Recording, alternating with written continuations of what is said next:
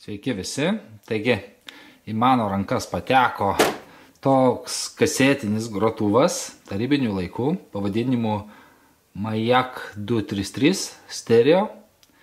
Tai vat, būklė, kaip matot, yra, aišku, jis naudotas, apsitrynęs, bet mygtukai viskas plius minus kaip ir savo vietoje, labai neišlaužyta, aišku, čia apdulkėja ir taip toliau, bet dar čia minimaliai.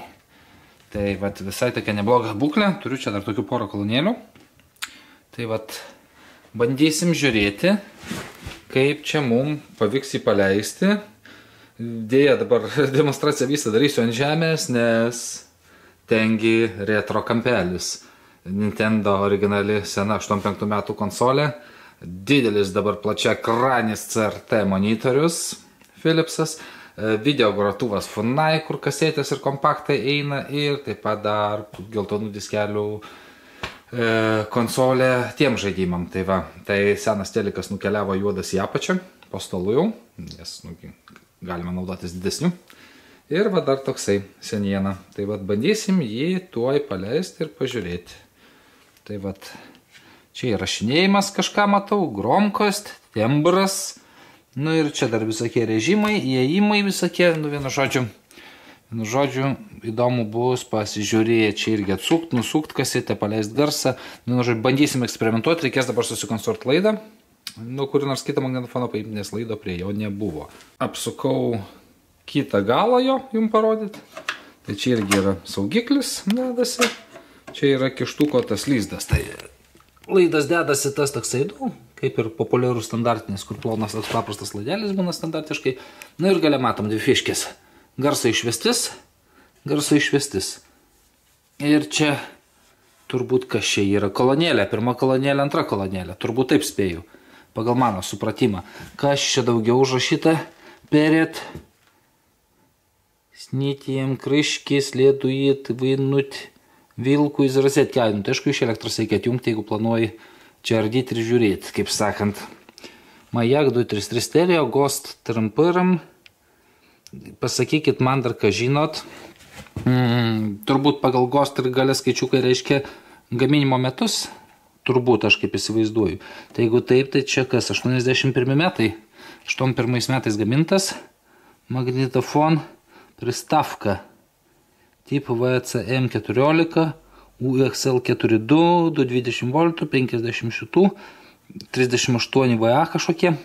Ir cena, įsivaizduokit, koks gražus skaičius. Tais laikais, 81 metais, šitas magelis kainavo 333 rublius. Tai jeigu atlyginimas buvo 60-80 rublių plus minus tenai kažkas tokio, nu tai įsivaizduokit, kiek reikėjo nevalgyti, už nieką nemokėti, niekur nieko nesinaudoti ir kai gauni šiam 8 rublių kokių, kiek reikėjo kaupti. Praktiškai pusę metų atlyginimo, kad nusipirk kasetinį magnetofoną. Tai įsivaizduokit dabar, kai reikia nusipirk kažkokį mobilų telefoną, galų gale šiais laikais galima taip jau net prilyginti, nes jau dabar magnetofonų nebelabai kas perka. Magelis tai iš vis ten kokio 50 eurų naujas ir viskas, tai įsivaizduokit jūsų atlyginimas, tai dabar 800 000 eurų. Ir kainuoja tas pats net ir telefonas, koks normalesnis, 300 eurų ir gali gyventi. O čia praktiškai, kad klausyt kasetės, turėjai pusės metų atlyginimo sudėti ir būti nevalgęs, nieko nemokėjęs. Nu tai va, tai čia tiem pamastymai, kurie reikia, kad tarybiniais laikais labai buvo gera gyventi. Tai va, dar kartą pažiūrėkite magnetofoną. Kaina 333 rublius. Kokie 81 metais buvo atlyginimai, po šiam 8 kokių rublių garantuoju panašiai va, tai va. Ir pabandyk tu nusipirkti magnetofoną. Čia visai šeimai reikėjo 2 metus laiko taupyti, kaip sakant, kad sugebėt kažkokį kasetinį magnetofoną su šiktą nusipirkti. Nu, vienu žodžiu, paėmiau tas abidvi kolonėlės, nu ir pabandžiau nupiešti dinamikas, nu tai ir pabandžiau.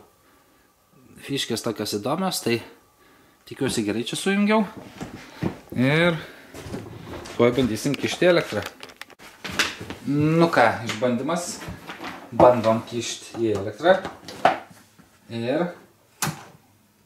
wow, užsidegė visai nuostabiai. Gal aš dabar pabandysiu jį patį iš arčiau prizoominti jum, kad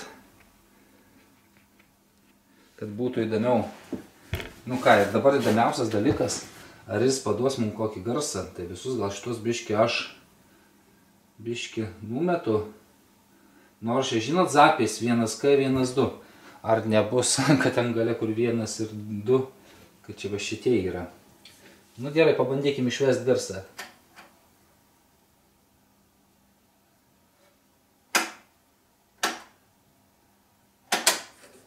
O.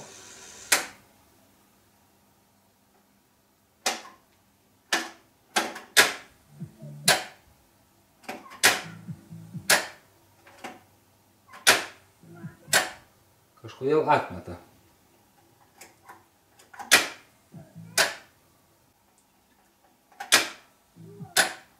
Kažkodėl atmeta ir nenori groti. Bet garsą kažkokį bando paduoti.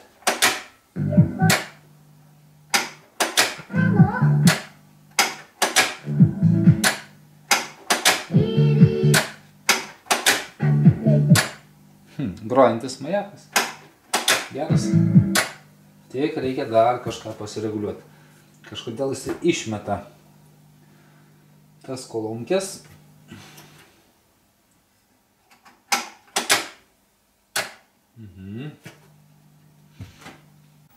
Nu va, nusėmiau šoninius dangčius ir tada nusėmiau tą viršutinį.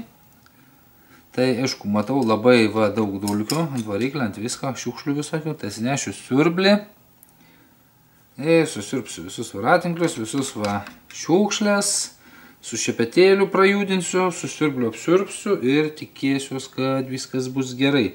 Nes dirželis čia kaip ir yra, nu, toks gal ir palaidas iš tikrųjų. Blemba, jo, gal dirželis bus palaidas iš tikrųjų. Nes su pirštu liečiant va šitą vietoj, čia priekis va yra. Tai tikrai va, aš su pirštu jį labai lengvai.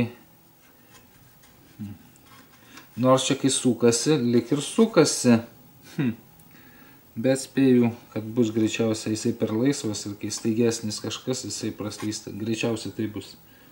Nu, bandau vis tiek pirmo eiliai išsivalyti dulkės, nes didžiausia bėda technikos daugeliais atveju būna tos visos nereikalingos dulkės, kurios gadina visą reikalą po to mum. Skambės vėl kartu, virtuoziškas trio, išlaukęs kūrybinio kelio pradžios. Nu va, vienu žodžiu esmė. Išsipučiau su siurbliu, kaip sakant, prasisiurbiau, su šepetėliu visur sukėliau, išjudinau, išsivaliau. Ir ko pasekoj gavosi, tai va šitoje vietoje yra elektrinis turbūt kaip magnetas. Ir tame baris, kad paspaudus groti, jisai pritraukia tokią plokštelę ir va tada vėl tas trikštat gal būna ir atmeta. Tai vienu žodžiu išsivaliu aš čia visur dulkes, va, visur ir čia ant jo visur apėjau šitos visus. Ir tiesiog dabar biškai, kaip sakant, jį padresiravau. Įjungiu, jisai išmeta, aš vėl išjungiu, įjungiu. Pajunginėjau kokių 10-15 kartų ir psio, pradėjo nebetmetinėti. Tai vienu žodžiu, didžiausia bėda buvo dulkės ir užsistovėjimas. Prasijudino ir viskas kaip ir gerai. O, pasigyriau.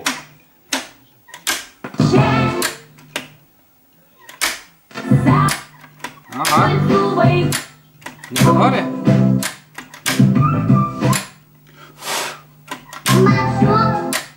Nu, pasigyriau ir psio.